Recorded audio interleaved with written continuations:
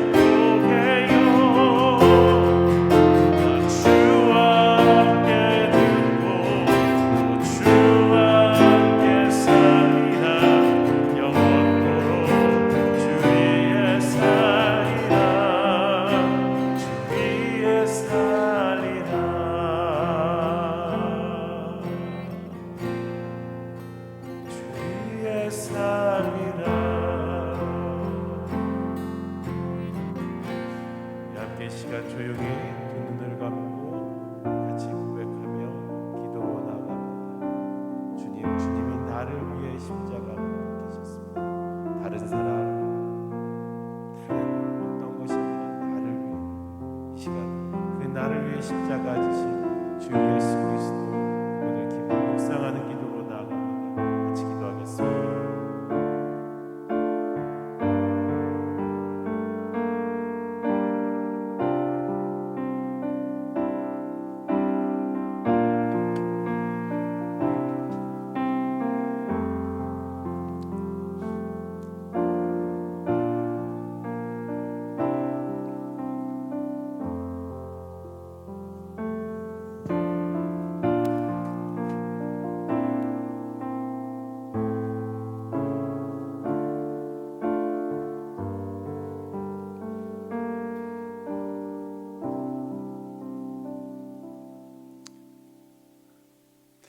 오늘 하나님께서 우리에게 주신 말씀은 마태복음 26장 17절에서 30절 말씀입니다.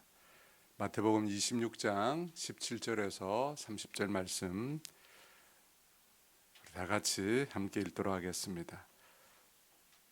무교절의 첫날에 제자들이 예수께 나와서 이르되 유월절 음식 잡수실 것을 우리가 어디서 준비하기를 원하시나이까?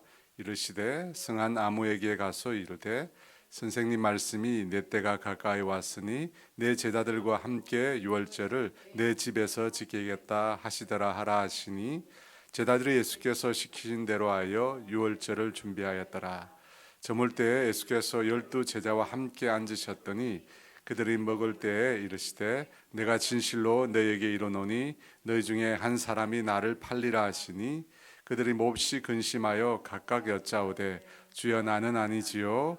대답하여 이르시되 나와 함께 그릇에 손을 넣는 그가 나를 팔리라. 인자는 자기에 대하여 기록한 대로 가거니와 인자를 파는 그 사람에게는 화가 있으리로다. 그 사람은 차라리 태어나지 아니하였더라면 제게 좋을 뻔하였느니라. 예수를 파는 유다가 대답하여 이르되 앞비어 나는 아니지요. 대답하시되 내가 말하였도다 하시니라. 그들이 먹을 때 예수께서 떡을 가지사 축복하시고 떼어 제자들에게 주시며 이르시되 받아서 먹어라 이것은 내 몸이니라 하시고 또 잔을 가지사 감사 기도하시고 그들에게 주시며 이르시되 너희가 다 이것을 마시라 이것은 제 사함을 얻게 하려고 많은 사람을 위하여 흘리는 바 곧 언약의 피니라. 그러나 너희에게 이르노니 내가 포도나무에서 난 것을 이제부터 내 아버지의 나라에서 새 것으로 너희와 함께 마시는 날까지 마시지 아니하리라 하시니라. 이에 그들이 찬미하고 감난산으로 나아가니라. 아멘. 유월절은 하나님께서 이집트로부터 이스라엘을 구원하실 때 만들어진 명절입니다. 구약시대 그 유월절은 신약의 예수님의 구원 사역을 위한 그림자입니다. 이스라엘을 이집트에서 건져내셨듯이 하나님께서는 전 인류를 죄와 사망으로부터 건져내시려 하십니다. 유월절에 어린 양을 잡아 그 피를 발랐듯이 모든 인류를 위해서 피 흘릴 희생 제물이 필요합니다. 그 제물이 바로 예수님이십니다. 예수님은 유월절 어린 양으로 인간의 죄를 대속하기 위해서 오신 것입니다.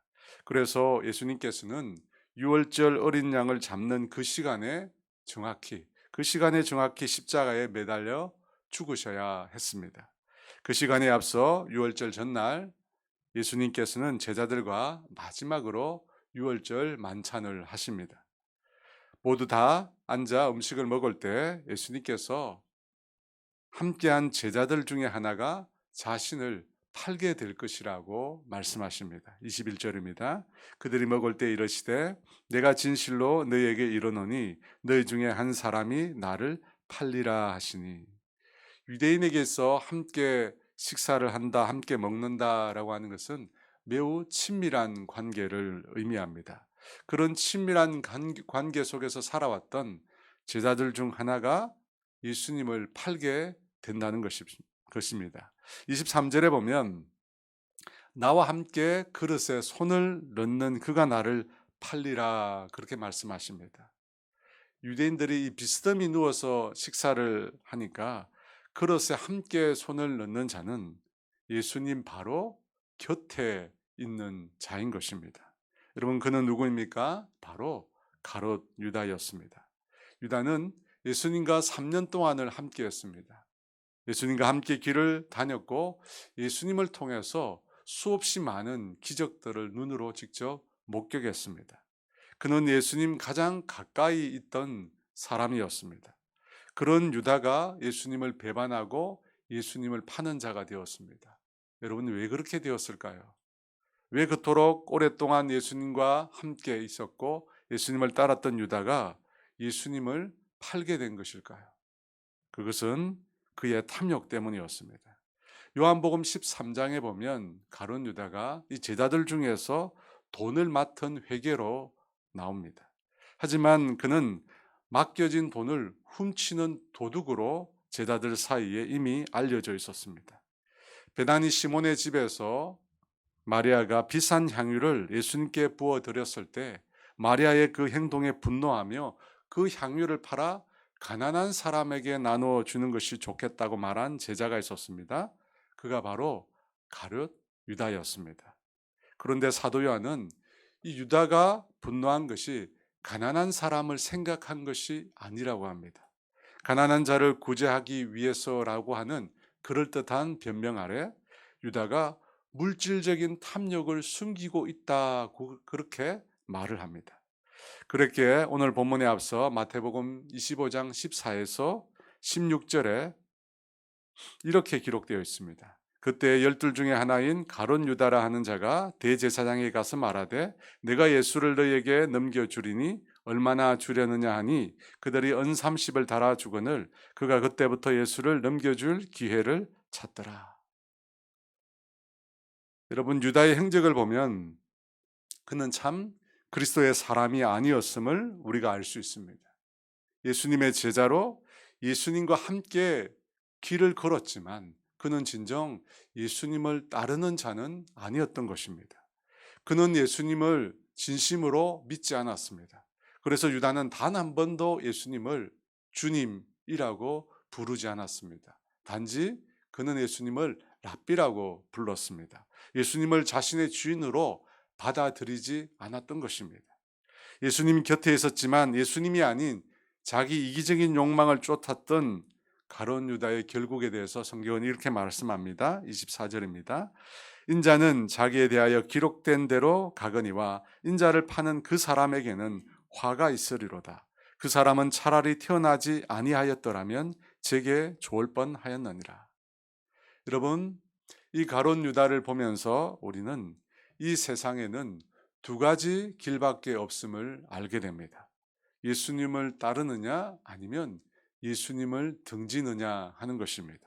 예수님을 따르지 않는 자의 결국은 가룟 유다와 별반 다르지 않습니다. 그들의 마지막은 멸망입니다. 그들의 마지막은 저주와 심판일 뿐입니다. 여러분, 우리가 교회에 함께 다니고 있다고 해서 모두가 다 예수님을 따르는 것은 아닙니다.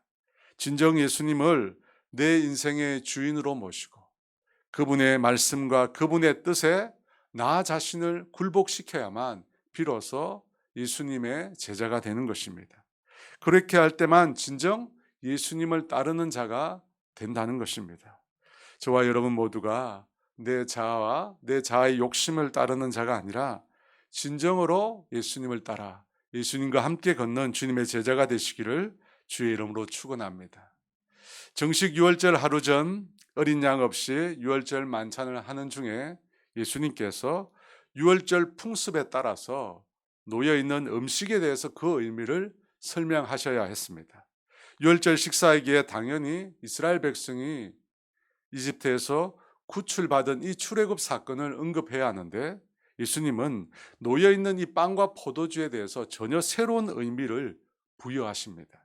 26절 28절입니다. 그들이 먹을 때 예수께서 떡을 가지사 축복하시고 떼어 제자들에게 주시며 이르시되 받아서 먹으라 이것은 내 몸이니라 하시고 또 잔을 가지사 감사기도 하시고 그들에게 주시며 이르시되 너희가 다 이것을 마시라 이것은 죄 사함을 얻게 하려고 많은 사람을 위하여 흘리는 바 나의 피 곧 언약의 피니라. 주님은 유월절 식사 자리에 놓여 있는 떡과 포도주를 자신의 몸과 자신의 피라고 말씀하십니다. 이것은 예수님께서 자신의 몸과 피를 통해서 구약의 출애굽보다 더 큰 구원의 사건을 계획하고 계심을 암시해 주시는 말씀입니다. 예수님은 떡을 가지고 그것을 떼어 제자들에게 주시면서 이것은 내 몸이라고 말씀하십니다. 곧 십자가에서 자신의 몸을 찢으실 것을 미리 보여주시는 행동입니다. 예수님께서는 이렇게 자신의 몸을 찢으심으로 우리 인생의 허물과 우리의 죄악을 사하시려고 하시는 것입니다. 이사야 53장 5절에 그가 찔림은 우리의 허물 때문이요 그가 상함은 우리의 죄악 때문이라. 그가 징계를 받음으로 우리가 평화를 누리고 그가 채찍에 맞음으로 우리는 나음을 받았도다. 예수님께서 스스로 그 몸을 찢으신 것은 우리의 죄악을 사하시기 위해서입니다. 그 찢기심으로 인해서 인생은 죄악으로부터 온전히 사함을 받게 된다는 것입니다. 또 예수님께서는 잔을 제자들에게 주시며 그것을 마시라고 하시며 그 포도주의 의미를 이렇게 말씀하십니다. 이것은 죄 사함을 얻게 하려고 많은 사람을 위하여 흘리는 바 나의 피 곧 언약의 피니라. 유월절 어린 양의 피가 출애굽할 이스라엘 백성을 구원하기 위한 것이라면 예수님이 흘리신 피는 모든 인생의 죄를 사하시기 위한 피인 것입니다. 히브리서 9장 22절 말씀에 율법을 따라 거의 모든 물건이 피로써 정결하게 되나니 피 흘림이 없은즉 사함이 없느니라. 여러분, 예수님의 피가 우리의 모든 죄를 사하는 것입니다. 그렇게 예수님께서 자신의 피가 모든 인생의 죄를 사할 것을 말씀하시면서 그것을 또한 언약의 피라고 말씀하십니다. 여러분, 여기서 말하는 언약은 무슨 언약을 말하는 것일까요? 예수님의 피로 맺어지게 될 새 언약을 말하는 것입니다. 여러분, 하나님께서 유월절을 통해서 이스라엘을 이집트로부터 구출해 내셨습니다.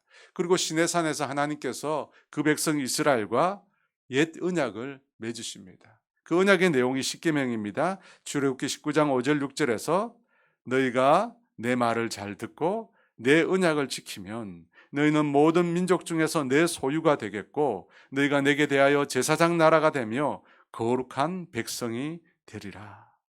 이스라엘은 이 옛 언약으로 말미암아 하나님의 백성이 된 것입니다. 하나님께 속한 거룩한 백성이 되고 제사장 나라가 된 것입니다.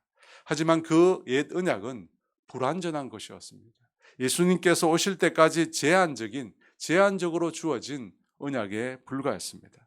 왜냐하면 이스라엘 백성들은 그 언약을 지킬 수가 없었기 때문입니다. 그래서 이제 예수님께서 승만찬을 통해서 당신의 피로 새 언약을 세우고자 하십니다. 그 언약에 따라 세워질 백성은 누구일까요? 새로운 이스라엘, 영적 이스라엘입니다. 다름 아닌 오늘의 교회를 말하는 것입니다. 예수님을 구주로 고백하는 모든 공동체를 가리키는 것입니다. 그들이 바로 새 언약의 백성입니다. 승만찬에서 말씀하신 그 새 언약으로 인해서 세워질 새로운 백성이라는 것입니다. 그렇다면 새 언약의 백성은 이전의 이스라엘과 어떻게 다릅니까? 옛 언약의 백성들은 아브라함의 후손들이었습니다. 아브라함이 혈통을 이어받은 자들이었습니다. 그들은 할례를 통해서 자신이 아브라함께 속해 있음을 표시했습니다. 반면에 새 언약의 백성들은 예수 그리스도를 믿음으로 하나님의 자녀가 된 자들입니다. 영접하는 자 곧 그 이름을 믿는 자들에게는 하나님의 자녀가 되는 권세를 주셨으니 그들은 사람의 혈통을 받은 것이 아니라 예수님을 구세주로 믿음으로 말미암아 물과 성령으로 거듭난 하나님의 사람들입니다. 새 언약의 백성들은 여러분 육으로 난 사람들이 아닙니다. 아브라함의 혈통을 따라 난 것이 아니라 하나님의 영이신 성령님에 의해서 새롭게 난 자들입니다. 그들은 위로부터 성령님에 의해서 하나님의 생명으로 새롭게 태어난 자들입니다. 사랑하는 여러분, 옛 언약은 깨어질 수밖에 없는 언약이었습니다. 하나님께서 이스라엘의 남편이 되었어도 그들이 그 언약을 깨뜨렸다고 하셨습니다. 왜냐하면 인간에게 그 율법을, 그 언약을 지킬 능력이 없었기 때문입니다. 여러분, 하나님을 떠난 인생들은 결코 하나님의 법을 즐거워하지 않습니다. 끊임없이 하나님을 떠나려고만 합니다. 그래서 이제 하나님께서는 율법 조항으로 만들어진 법이 아니라 우리 인생의 마음에 새로운 법을 주시려고 합니다. 그것은 바로 성령님에 의한 법입니다. 갈라디아서 5장 16절에 내가 이르노니 너희는 성령을 따라 행하라 그리하면 육체의 욕심을 이루지 아니하리라. 바로 예수님께서 자신의 몸과 피를 통해 이 새 언약의 백성을 세우려고 하신 것입니다. 인간의 혈통이 아니라 성령으로 거듭난 영의 사람들을 세우고자 하신 것입니다. 눈에 보이는 율법이 아니라 신비에 새겨진 성령님으로 인해 살아가는 사람을 만들고자 하신 것입니다. 그것이 바로 성만찬을 통해서 주님이 주신 새 언약입니다. 요한복음 6장 55절에서 57절에 이렇게 말합니다. 내 살은 참된 양식이요 내 피는 참된 음료로다. 내 살을 먹고 내 피를 마시는 자는 내 안에 거하고 나도 그의 안에 거하나니 살아계신 아버지께서 나를 보내심에 나로 내가 아버지로 말미암아 사는 것 같이 나를 먹는 그 사람도 나로 말미암아 살리라. 새 언약의 백성들은 더 이상 자신의 힘으로 살아가는 자들이 아닙니다. 내 힘으로 내 능력으로 하나님 앞에 의롭게 설 자가 아무도 없습니다. 여러분, 새 언약의 백성들은 내 능력이 아닌 그리스도로 사는 자들입니다. 예수님의 몸을 먹고 예수님의 피를 마신 자로 예수님의 능력이 성령님의 능력으로 살아가는 자들입니다. 그들은 예수님과 온전히 연합한 자들입니다. 내가 그리스도 안에, 그리스도께서 내 안에 사시는 자들입니다.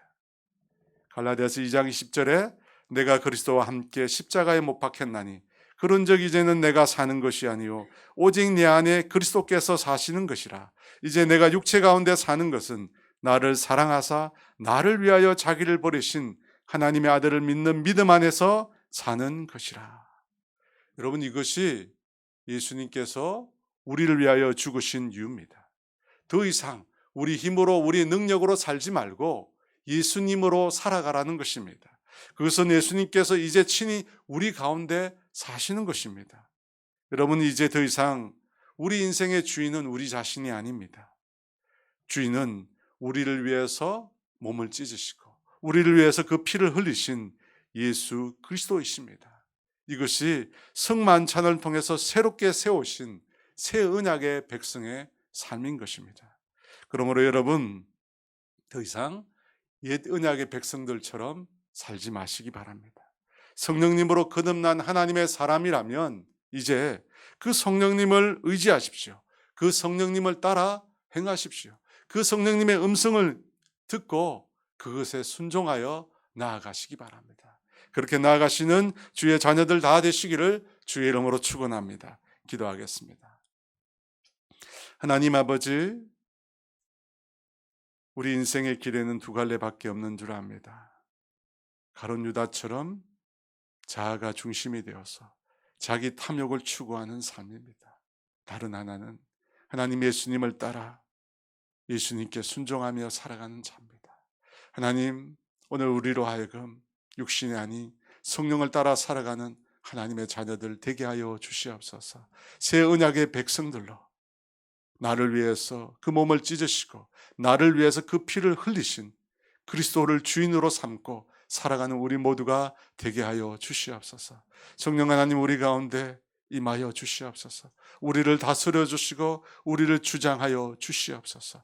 육신의 정욕을 따라 살지 않고 성령님을 따라 행하는 우리가 되게 하여 주시옵소서. 성령님의 소리에 귀를 기울이게 하여 주시고 성령님의 인도하심을 우리가 경험할 수 있도록 도와주시옵소서. 그래서 이제는 내가 사는 것이 아니라 내 안에 그리스도께서 사시는 삶을 살 수 있도록 오늘도 은혜를 더하여 주시옵소서. 그렇게 살아서 주님의 제자로, 주님을 기쁘시게 하는 자로, 성령 충만한 자로 살아가는 새 언약의 백성들 다 되게 하여 주시옵소서. 감사하며 예수님의 이름으로 기도합니다. 아멘. 말씀을 생각하시면서 함께 기도하기를 원합니다.